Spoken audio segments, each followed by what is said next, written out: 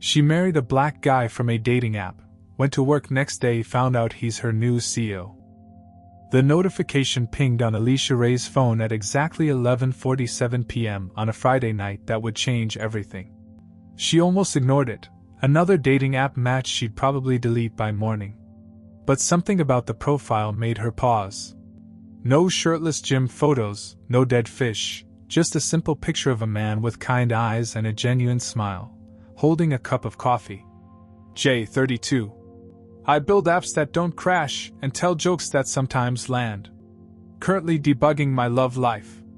Despite herself, Alicia laughed. At 29, she'd grown tired of the endless parade of tech bros who mansplained her own job to her, or finance guys who treated dinner dates like quarterly earnings calls. This felt different. She'd been working late again, her UX designs spread across her cramped apartment like battle plans. The fluorescent lights of her office building had given her a headache that lingered even now, hours after escaping the suffocating corporate maze that was TechFlow Solutions. Her boss, Marcus, had spent the day shooting down every creative suggestion she'd made for their new project, favoring the same tired templates they'd been recycling for years. Innovation through repetition, he'd said with that condescending smile. That's how we maintain quality, Alicia. Quality. Right. More like how they maintained mediocrity while crushing any spark of creativity that threatened to make their products actually interesting. She typed back. Does your debugging process involve rubber ducks? Asking for a friend who's definitely not procrastinating on wireframes right now. His response came within minutes. Only the finest rubber ducks. I've got a whole team of them. What kind of wireframes are keeping you up? Maybe I can help debug those too. That was the beginning. Their first video call lasted 4 hours. Jay had this way of listening, really listening, that made Alicia feel like her ideas mattered. When she ranted about her company's resistance to user-centered design, he didn't interrupt or try to fix everything. He just nodded and asked thoughtful questions that made her think deeper about her own solutions. You know what your company needs? He said during their third call. His voice warmed through her earbuds as she sketched new interface concepts. Someone who actually cares about the humans using their products. Not just the metrics. If only. Alicia sighed, shading in a button design. But they're too stuck in their ways. Sometimes I think about what I'd do if I had real power to change things. Tell me, Jay said, and something in his tone made her look up from her sketches. For the next hour, Alicia found herself describing her vision, interfaces that adapted to users' emotional states, onboarding processes that felt like conversations rather than interrogations, design systems that prioritized accessibility without sacrificing beauty. Jay listened to every word, occasionally making notes. She could hear him typing. You're brilliant, he said when she finished. Those aren't just good ideas, they're revolutionary. The right company would be lucky to have someone like you leading their design strategy. Alicia felt something flutter in her chest that had nothing to do with romantic interest, and everything to do with being truly heard for the first time in months. Their first in-person date was at a small coffee shop in Brooklyn, the kind of place that served cortados in handmade ceramic mugs and had actual books on the shelves instead of fake ones for aesthetic. Jay arrived exactly on time, wearing a simple black sweater and jeans that somehow looked more put together than any of the suits she saw at work. You're even prettier than your photos, he said, then immediately looked embarrassed. Sorry, that came out like a line. You have this glow when you smile. The conversation flowed like they'd known each other for years.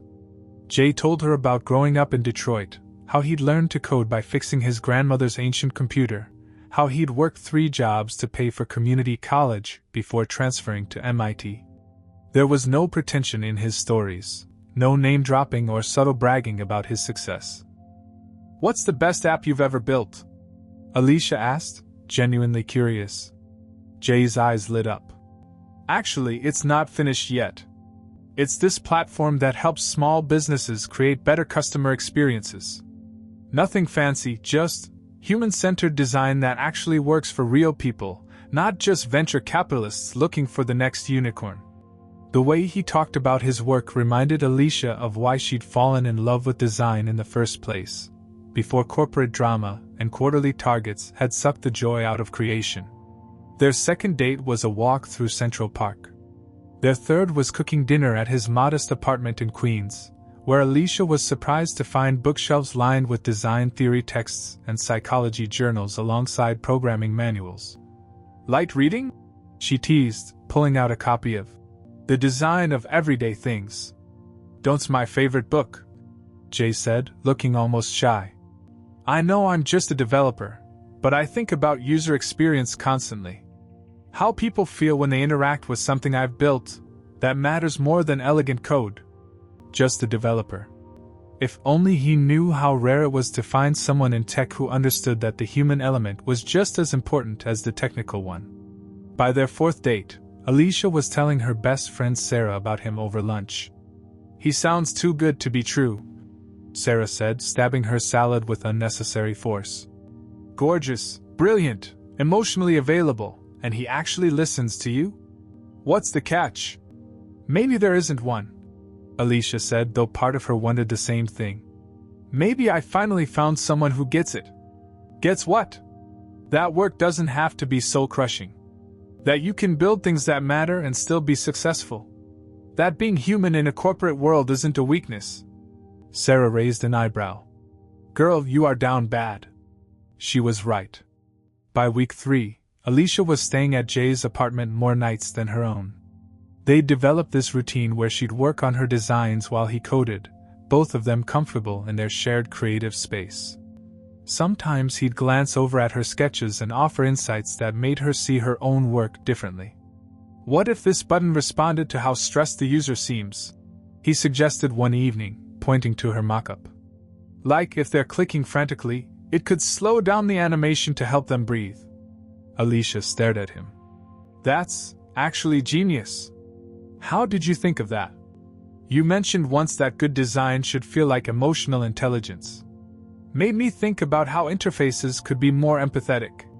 He remembered everything she said. Every throwaway comment about design philosophy, every frustrated rant about her boss, every dream she'd shared about the kind of work she wanted to do someday. It was intoxicating to be known so completely. Week 4 brought the rainstorm that changed everything.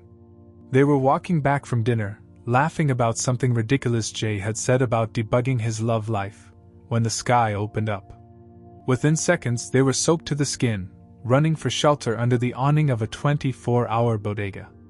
"My apartment's 15 blocks away," Jay shouted over the thunder. "Mine's 20, Alicia called back, wringing water from her hair. They looked at each other, both thinking the same impossible thing. "There's a city hall 2 blocks from here," Jay said quietly. "That's crazy," Alicia replied. "Completely insane. We've known each other a month. 28 days. My mother would finish me. Mine would probably throw a party." They stood there for a moment, water dripping from their clothes, the neon lights of the bodega casting everything in shades of pink and green.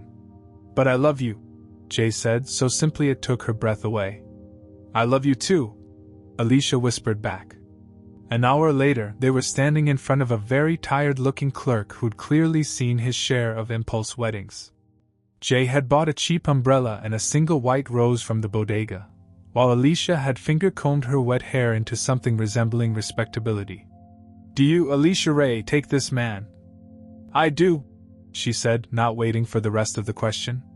"Do you, Jason Matthews, take this woman?" "Absolutely," Jay said, grinning like he just won the lottery. The kiss tasted like rain and possibility. Walking back to Jay's apartment as husband and wife, umbrella forgotten in their giddiness, Alicia felt something she hadn't experienced in years: pure, uncomplicated happiness. No corporate drama, no performance reviews, no strategic 5-year plans. Just her and Jay and the promise of building something beautiful together. "Should we tell people?" she asked as they fumbled with his keys. "Eventually," Jay said, kissing her forehead. "But maybe, let's just have this moment for ourselves first. Before the world gets involved?" Alicia nodded, understanding completely. Her coworkers would have opinions. Her mother would have questions, and her boss would probably find some way to make it about quarterly performance metrics. For now, this secret felt precious, something pure they could protect from the corporate machinery that consumed so much of her life. As they fell asleep in each other's arms that night, Alicia's last thought was how perfect it felt to finally be with someone who understood her completely. Someone who saw her ideas as valuable, her dreams as achievable, her creative spirit as something to be nurtured rather than managed. She had no idea that Monday morning would shatter every assumption she'd made about the man she just married. Monday morning arrived with the kind of crisp autumn air that usually made Alicia feel optimistic about new beginnings. She hummed softly as she prepared her coffee, Jay's wedding ring catching the morning light on the kitchen counter where he'd left it after his shower. He'd already left for what he called client meetings, kissing her goodbye with promises to text throughout the day. "Mrs. Matthews?" she whispered to her reflection in the bathroom mirror, trying out the name. It felt surreal, like trying on clothes that were too expensive for her budget. But the smile that crept across her face was genuine. She'd tell Sarah at lunch, maybe grab drinks after work to celebrate properly.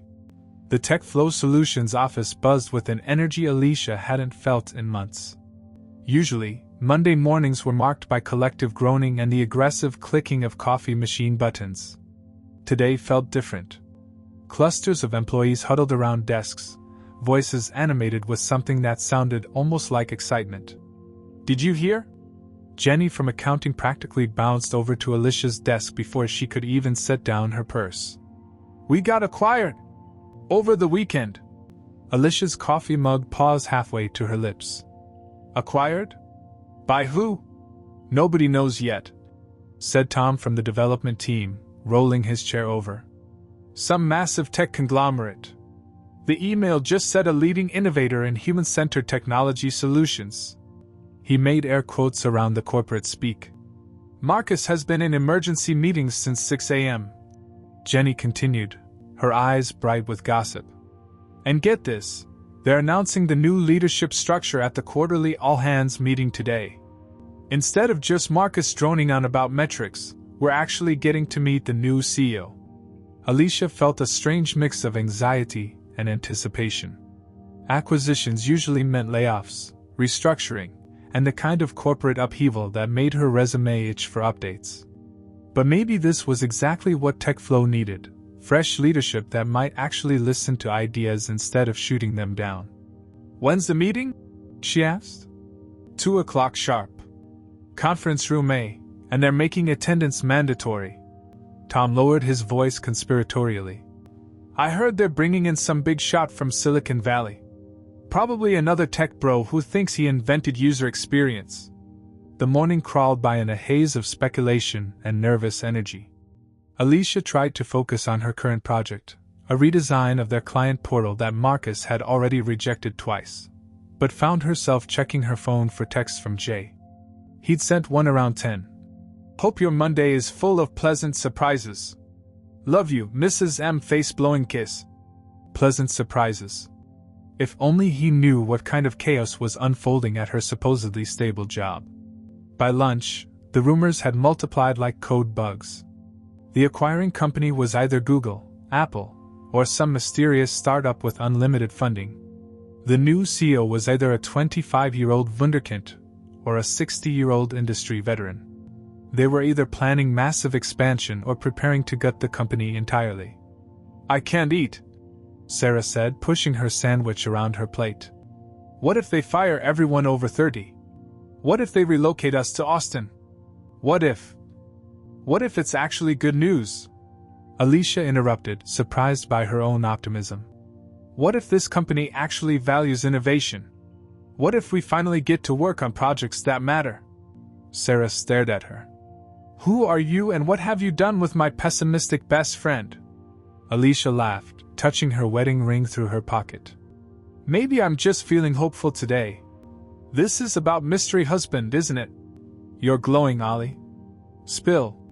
After the meeting," Alicia promised. "I need to survive this corporate drama first." Conference room A had never held the entire company before. Employees lined the walls, sat on the floor, and craned their necks from the doorway. The air hummed with nervous chatter and the occasional nervous laugh. Marcus stood at the front of the room, his usually confident demeanor replaced by something that looked almost like deference. "Ladies and gentlemen," Marcus began, his voice carrying the forced enthusiasm of a man whose job security had just evaporated.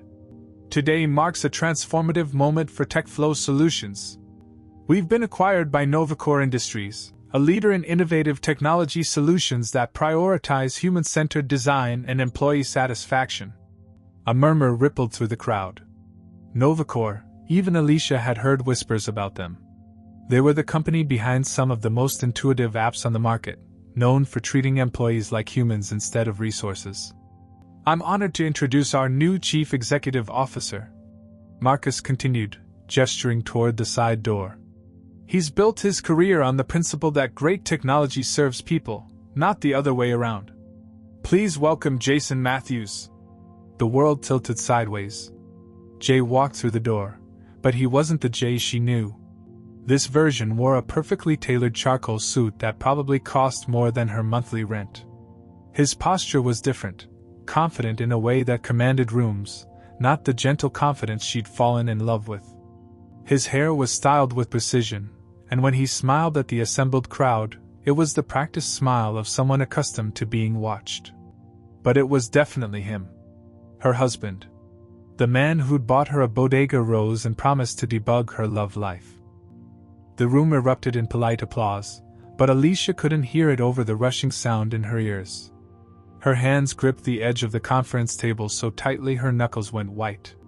"Thank you," Jay said, his voice carrying easily across the room with the polish of someone who'd given thousands of presentations.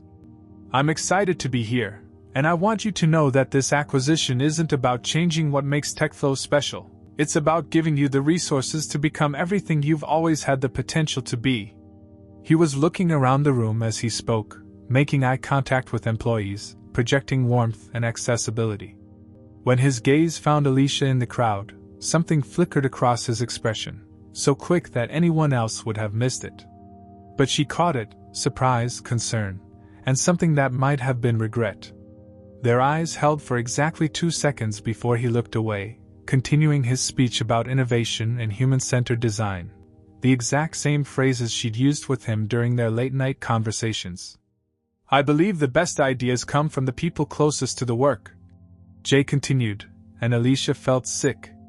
"Over the next few weeks, I'll be meeting with each department to understand your challenges and hear your solutions. This isn't about top-down management, it's about building something great together." The applause was more genuine this time, employees responding to his message of collaboration and respect. But Alicia barely heard it. She was too busy watching her husband, work the room like he'd been born to it. When the meeting ended, Jay was immediately surrounded by eager employees and department heads.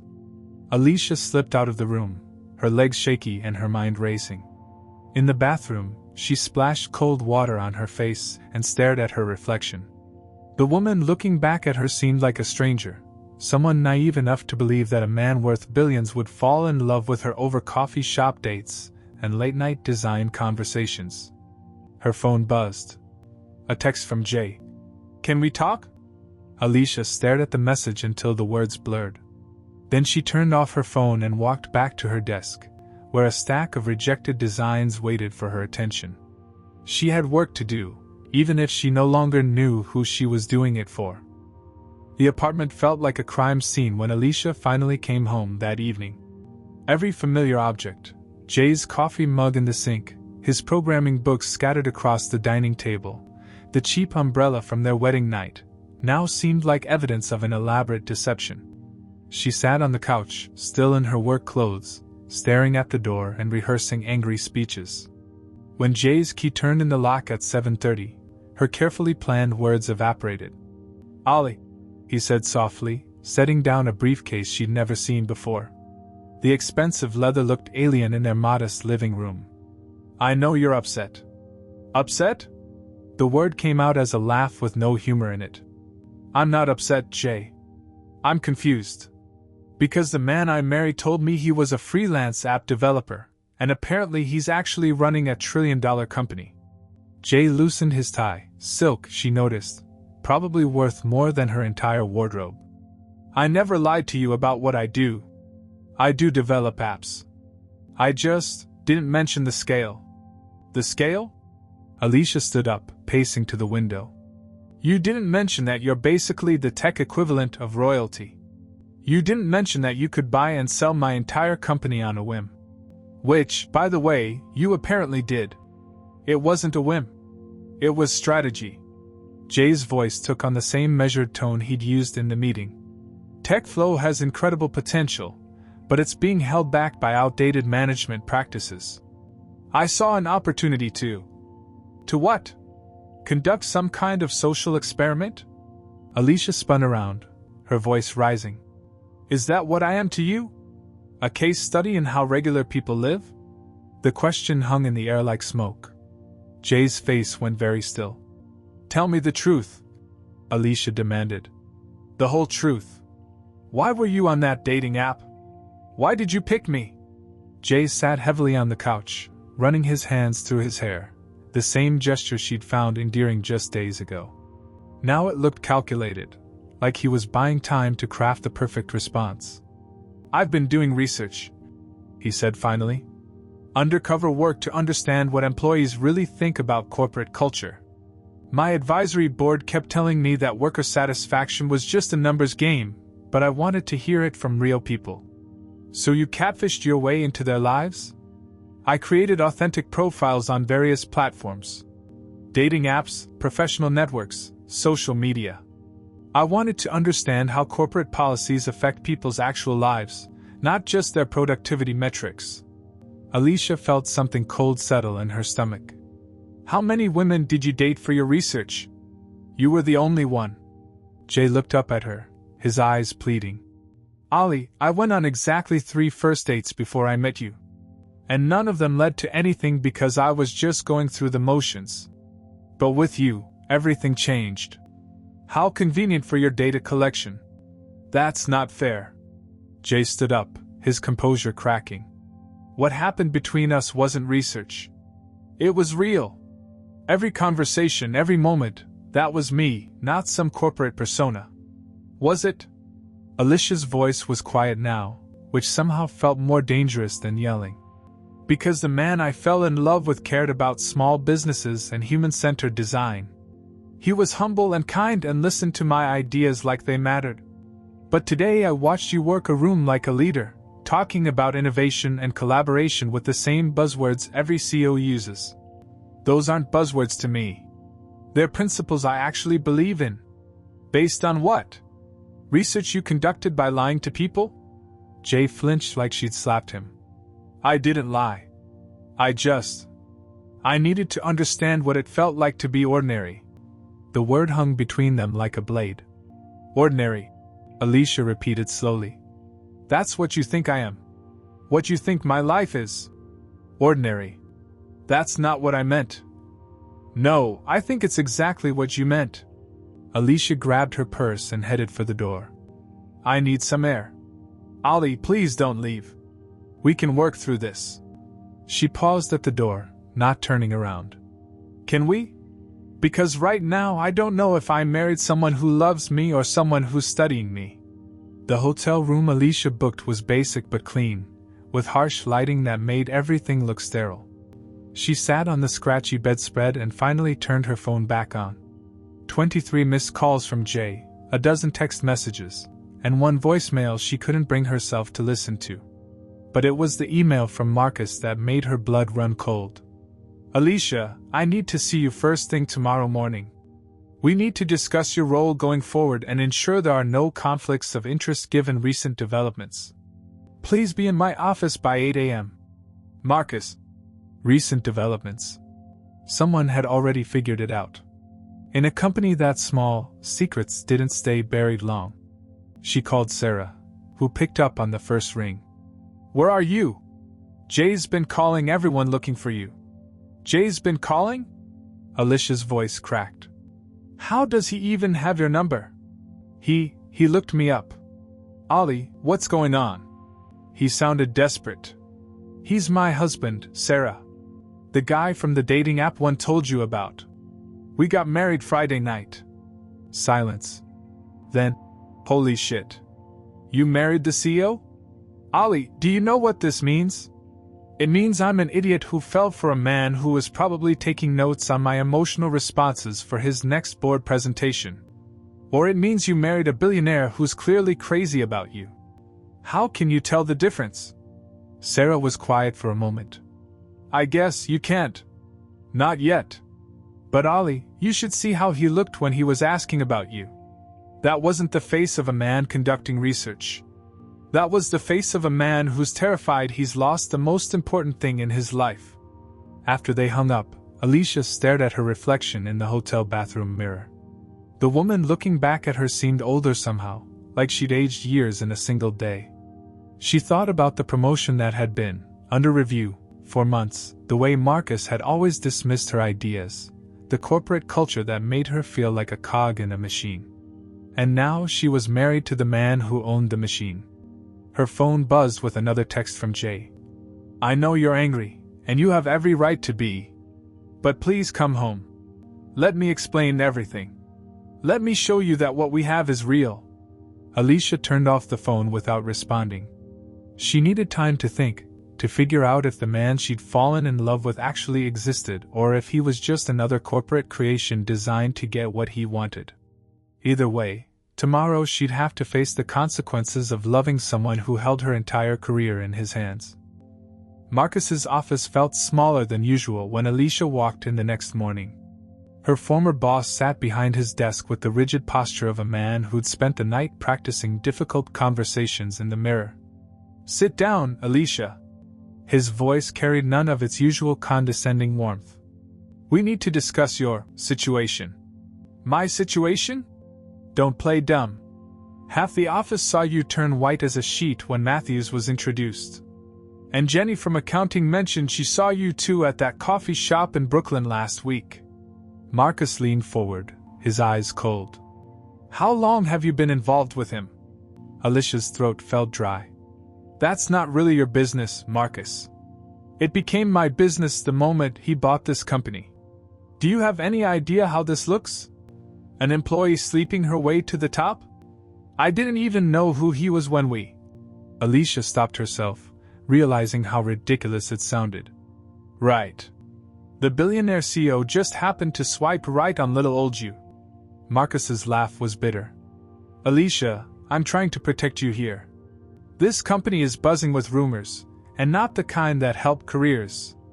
I'm recommending you for a transfer to our Austin office. Clean slate, away from all this mess. You're trying to get rid of me. I'm trying to save your reputation before it gets completely destroyed. Alicia stood up slowly, something crystallizing inside her chest. No, Marcus. You're trying to save yourself. You're scared that the new CEO might actually listen to ideas you've been shooting down for years. You're terrified that someone might notice how you've been running this place into the ground. Marcus's face went red. Watch your tone, Alicia. You're still an employee here. Am I? Because it sounds like you're planning to ship me off to Texas whether I want to go or not. She walked out before he could respond, her hands shaking with adrenaline and something that felt surprisingly like relief. For the first time in months, she'd actually stood up to Marcus instead of swallowing her frustration. But the victory felt hollow when she returned to her desk to find a cardboard box waiting for her. I'm sorry, Jenny whispered, glancing around nervously. Marcus told me to pack up your personal items. You're supposed to report to HR at 10. The HR meeting was a masterclass in corporate doublespeak. Words like restructuring and conflict of interest and company policy floated around the sterile conference room while Alicia sat there feeling like she was watching her career get dissected by people in suits. We're not terminating your employment, the HR director assured her with a smile that didn't reach her eyes. We're simply exploring alternative arrangements that would be less complicated for everyone involved. Translation: they wanted her gone, but they were too scared of Jay to fire her outright. Alicia found herself in the elevator, heading to the executive floor she'd never had reason to visit before. Jay's assistant, a woman who looked like she'd stepped out of a fashion magazine, gave her a polite but puzzled smile. I'm sorry, do you have an appointment with Mr. Matthews? I'm his wife, Alicia said, the words feeling strange in her mouth. The assistant's eyebrows shot up, but she recovered quickly.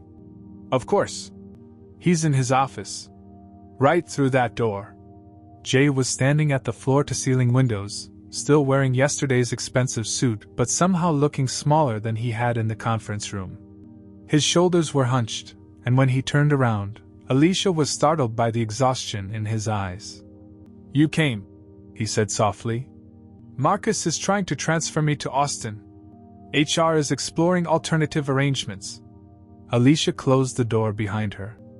I thought you should know that your company is trying to get rid of your wife. Jay's jaw tightened. They can't do that. I won't let them. With what authority? Are you going to tell them we're married? Because that's going to make everything so much better. If that's what it takes. Jay moved toward his desk, reaching for his phone. I'll call Marcus right now and... No. Alicia's voice stopped him cold. Don't you dare use your power to fix this for me. I don't want to be the CEO's wife who gets special treatment. I want to be Alicia Ray, the designer whose ideas are good enough to stand on their own. Jay set down the phone, his hand trembling slightly. Then what do you want from me? I want the truth. All of it. No more corporate speak, no more strategic omissions. I want to know who you really are. For a long moment, Jay just looked at her. Then he walked to a filing cabinet in the corner and pulled out a worn leather journal. This is who I am, he said, handing it to her. The journal was filled with Jay's handwriting, messy, personal, nothing like the polished CEO who'd commanded the conference room. Alicia flipped through pages of sketches, code snippets, and what looked like diary entries. May 15th. She read aloud. Met someone today who made me remember why I started coding in the first place. She talked about interfaces like they were poetry, about users like they were people she actually cared about. When did I stop thinking like that? She looked up at Jay, who was watching her with something vulnerable in his expression. May 22nd. She continued. Alicia showed me her portfolio today. Her designs aren't just beautiful, they're compassionate. She's solving problems I didn't even know existed. How did someone this brilliant end up stuck at a company that doesn't deserve her? The entries continued, chronicling their entire relationship from Jay's perspective. His growing feelings, his guilt about the deception, his excitement about her ideas. And scattered throughout were sketches, interface mock-ups that looked remarkably similar to concepts she'd shown him. June 3rd. Alicia read, her voice quieter now. I'm in love with her. Not just attracted to her mind or impressed by her talent. I'm in love with the way she sees the world, the way she believes technology can make people's lives better instead of just more efficient. I have to tell her who I am soon. I just hope she can forgive me for waiting this long. She flipped to the last entry, dated the day before their wedding. Tomorrow I'm going to ask her to marry me. Not because it's strategic or smart or good for business. Because I can't imagine building anything, apps, companies, a life, without her. She makes me want to be the person I was before I got lost in boardrooms and profit margins. She makes me want to be human again. Alicia closed the journal, her throat tight. You wrote all this before you knew about the acquisition? Jay nodded. I've been planning to buy TechFlow for months. When I realized you worked there, I almost called the whole thing off. But then I thought, maybe this was a chance to show you that your ideas matter. That someone with real power was finally listening. So you bought my company to impress me? I bought your company because it needed someone who understood that good technology serves people, not shareholders. And because... Jay's voice broke slightly. Because I wanted to create a place where someone like you could do their best work without fighting for every creative decision. Alicia stared at him, seeing not the polished CEO from yesterday but the man who'd listened to her dreams in coffee shops and taken notes on her ideas like they were sacred texts. I'm still angry at you, she said finally. I know. And I still don't trust you completely. I understand. But I think you might actually love me. Jay's face crumpled with relief. More than I knew was possible. For the first time in 2 days, Alicia stepped toward him instead of away. 3 days later, Alicia woke up to her phone buzzing incessantly. Bleary-eyed, she reached for it, expecting another text from Sarah asking about her reconciliation with Jay. Instead, she found 17 missed calls, 43 text messages, and a news alert that made her stomach drop. Tech CEO's secret wife, billionaire Jason Matthews married employee in surprise weekend wedding.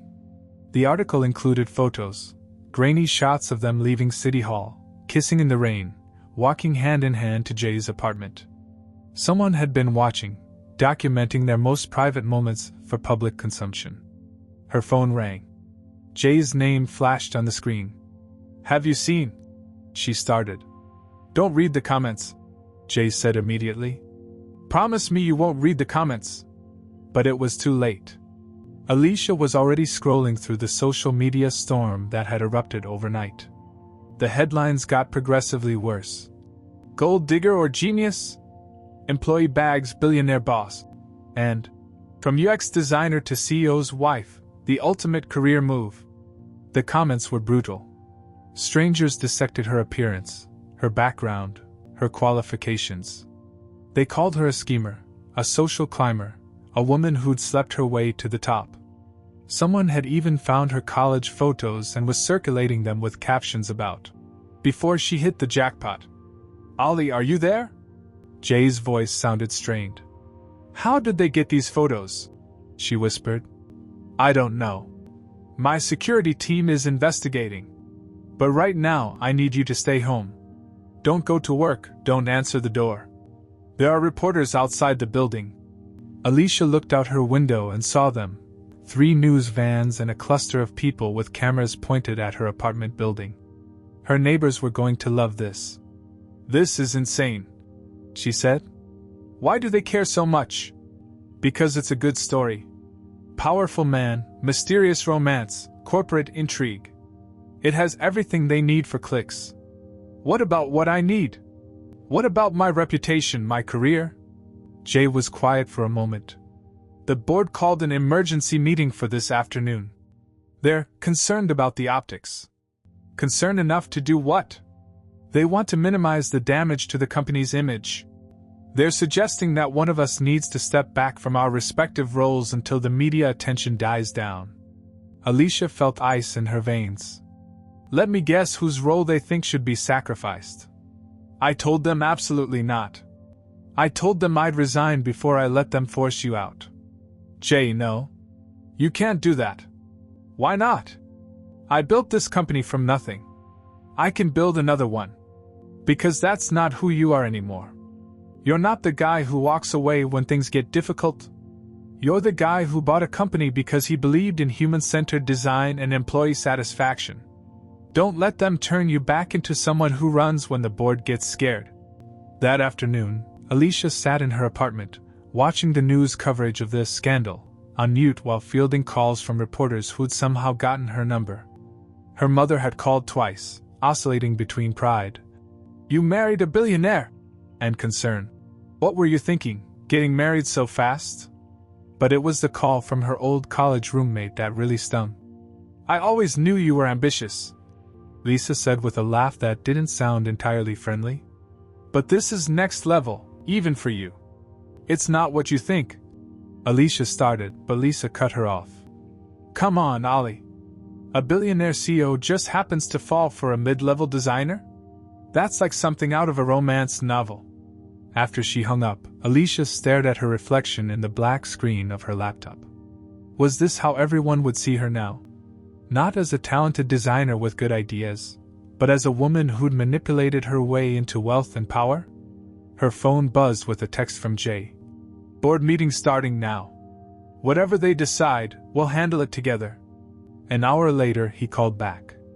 His voice was tight with controlled anger. "They want you gone, Ollie.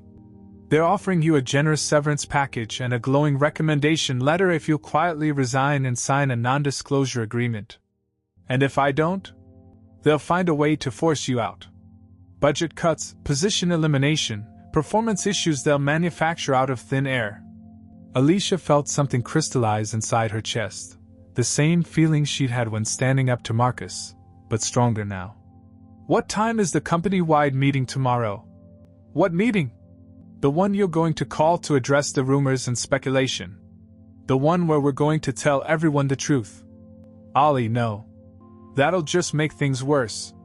Will it? Or will hiding make me look exactly like what they're saying I am?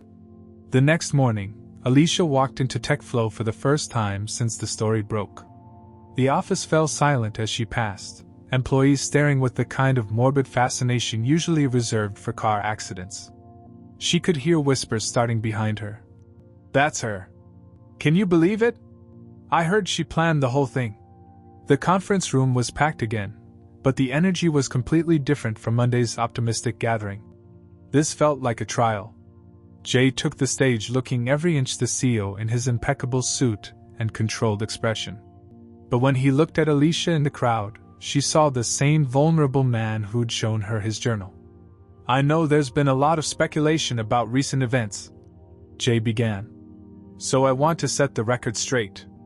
Yes, I'm married to Alicia Ray. Yes, we met before the acquisition of TechFlow was announced. And no, our relationship had nothing to do with business decisions. A murmur rippled through the crowd. In the back, Alicia could see Marcus shaking his head with disgust. But I think the person who should really be speaking right now is my wife.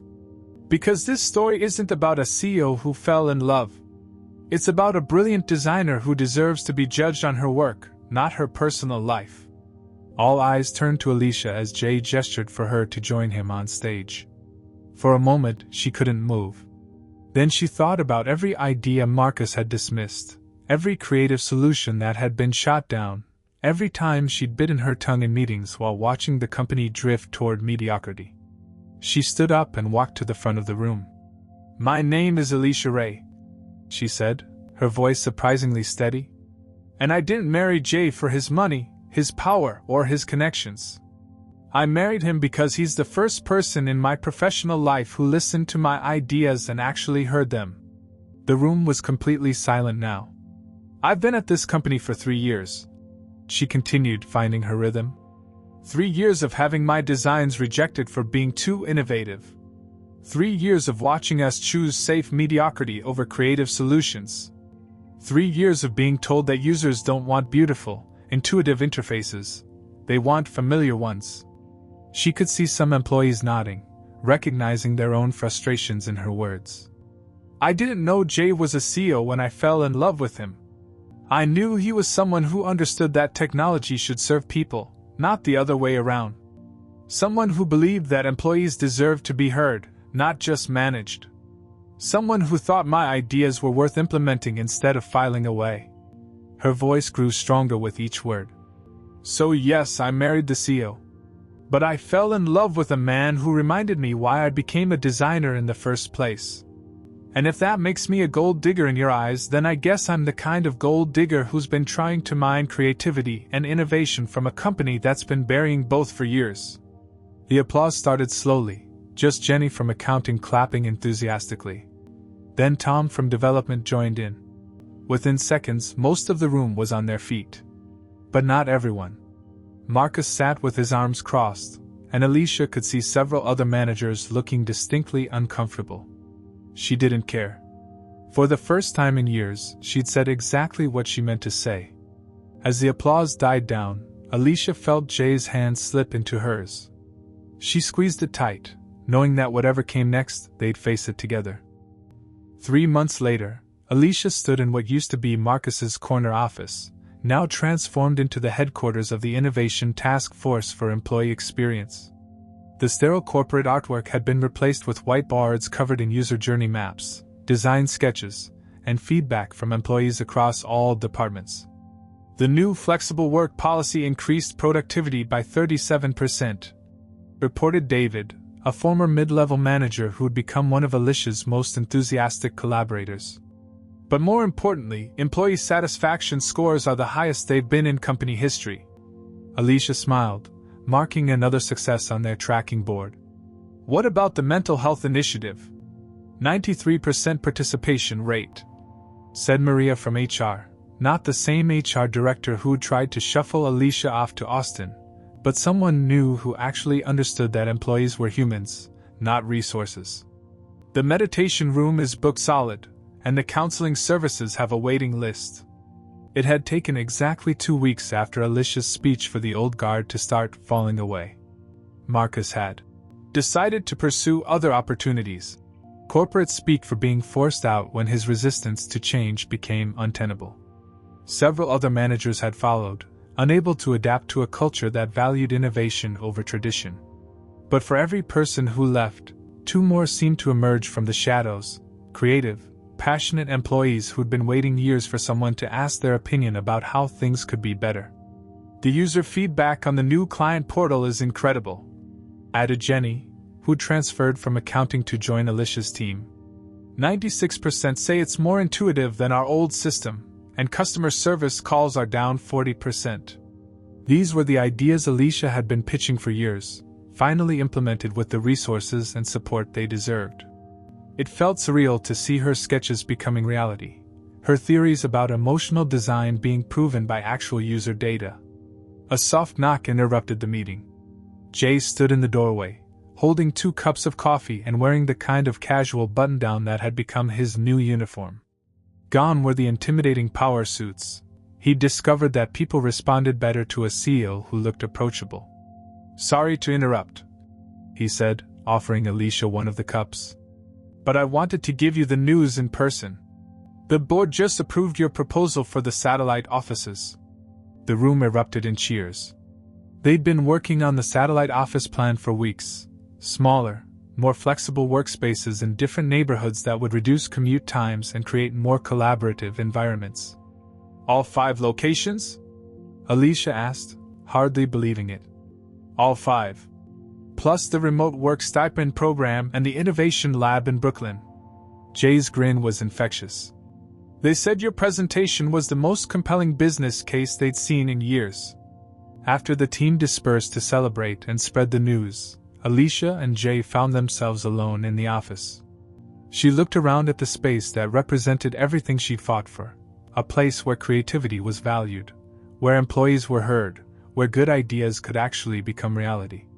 "Remember when you told me I was brilliant, and that the right company would be lucky to have me leading their design strategy?"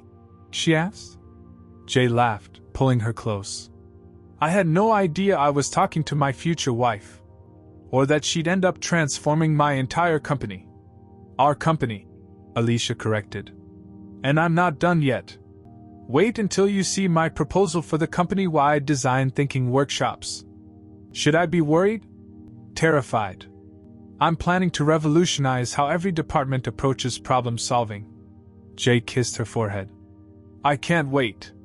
They'd taken their proper honeymoon last month. 2 weeks in Santorini, where the only technology they touched was the camera that captured their sunset dinners and lazy morning conversations. No board meetings, no media attention, no corporate drama.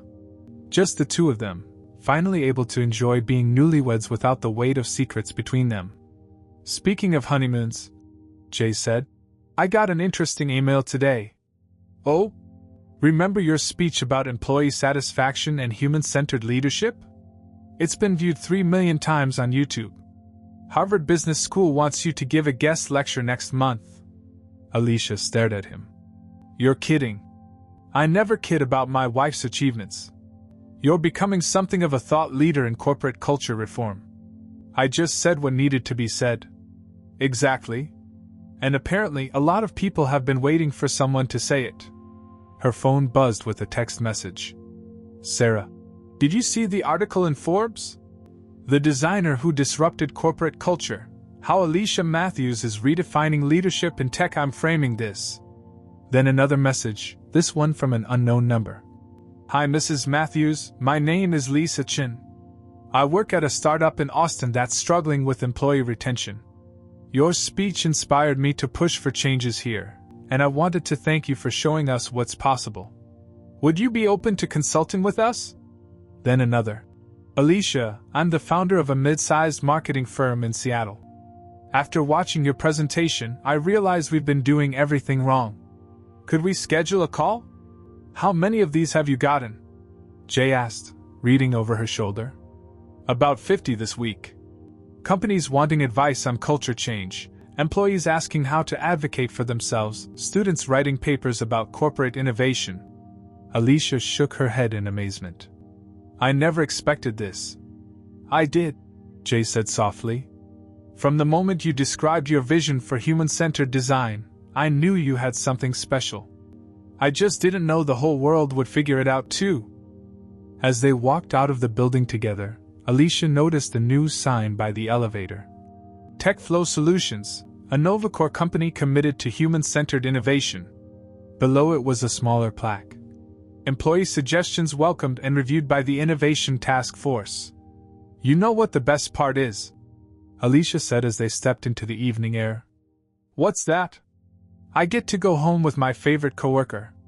Jay laughed, the sound echoing off the buildings around them. Technically, I'm your boss.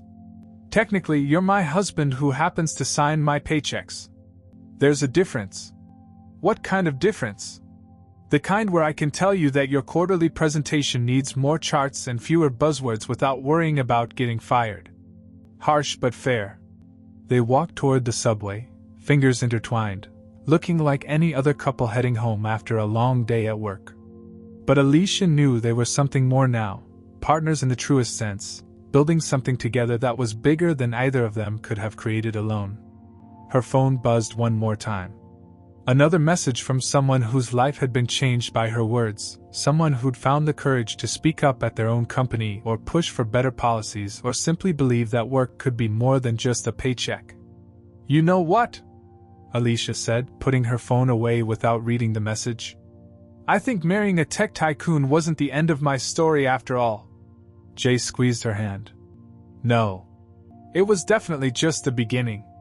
As they disappeared into the subway station, Alicia smiled, thinking about all the employees who would clock out of jobs they actually enjoyed today, all the companies that were learning to listen to their workers, all the people who discovered that sometimes the most revolutionary thing you can do is simply refuse to accept that things have to stay the way they've always been. Turns out the best love stories weren't just about finding someone who understood you, they were about building something together that made the whole world a little bit better.